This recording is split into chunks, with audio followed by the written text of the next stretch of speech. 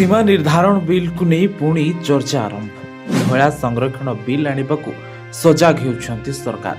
एथर समर्थन हासिल करि पारंती मोदी। देशर राजनीति आसबाकू जाउछि एक बड़ भूकंप।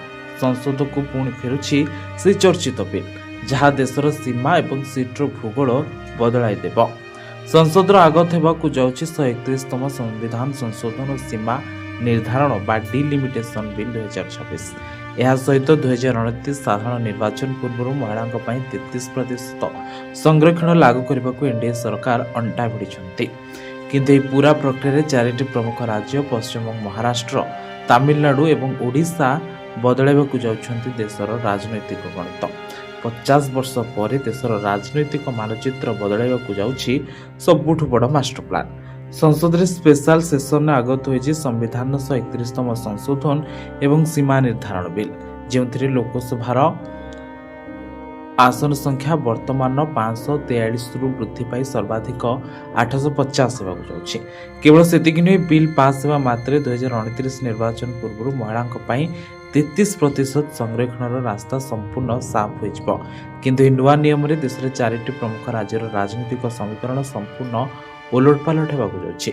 पश्चिमबंग रे ममता हाथ छाड़ी टीएमसी 20 सांसद एनसीपीआई रे जोड़ी हुई एनडीए को समर्थन देइछन्ति।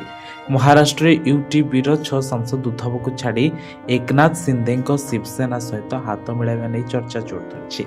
तमिलनाडु रे स्टालिन इंडिया ब्लॉक ठारू दूरेबा परे एनडीए निकटतर होइछन्ति।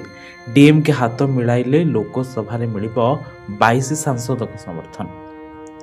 लोकसभा रे 540 सांसद थिबारु बिल को दरकार 2/3 सदस्य अर्थात 360 समर्थन। तेणु विद्रोही टीएमसी 20, डीएमके 22 एवं यूटीबी 6 भोट को मिसाई नुआ 48 भोट जाइपारे एनडीए खाता को। एनडीए आ 6 भोट आवश्यक करुछि लोकसभा रे।